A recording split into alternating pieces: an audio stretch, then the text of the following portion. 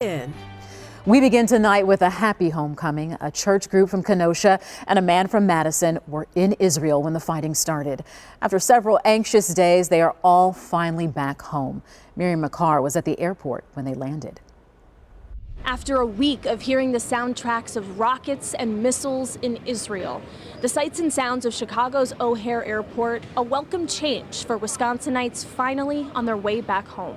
I got to the gate, I sat down, and I started crying.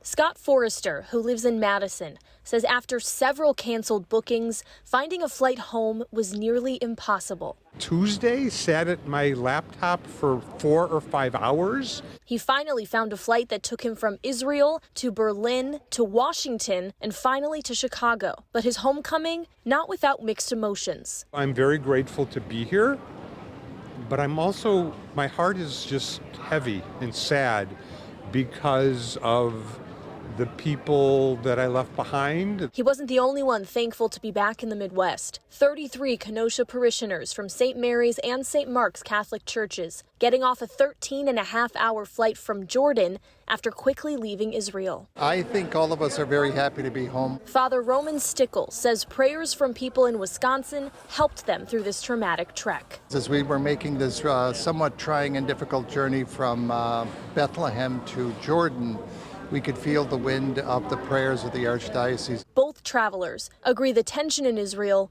like nothing they've experienced before. If we would have stayed another 8 hours, it would have been very difficult. But there was a point when we finally made it to Jordan that I can say is that we felt safe. There's multiple apps to track the rockets, like we track the weather.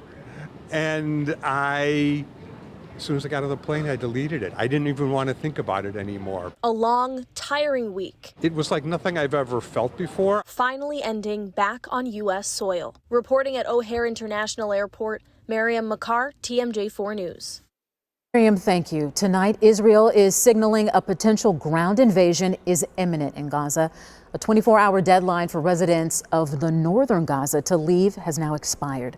The military dropped leaflets over the city calling on more than 1 million people to flee south. The U.S. is working to keep the war from spreading. Secretary of State Anton Blinken was in Qatar today meeting with Middle Eastern leaders. Let's not lose sight of why this is happening. Israel is conducting operations in Gaza because Hamas carried out terrorist attacks. Now back in Washington, aid for Israel remains in limbo as Republicans in the House struggle to select a new speaker.